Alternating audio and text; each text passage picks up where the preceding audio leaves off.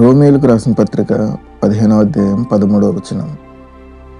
కాగా మీరు పరిశుద్ధాత్మ శక్తి పొంది విస్తారముగా నిరీక్షణ గలవారగుటకు నిరీక్షణకర్తయగు దేవుడు విశ్వాసము ద్వారా సమస్త ఆనందముతోనూ సమాధానముతోనూ మిమ్మును నింపునుగాక. Amen. Romans chapter 15 verse 13.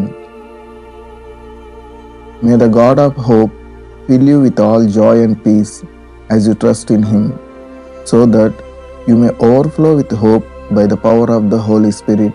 Amen.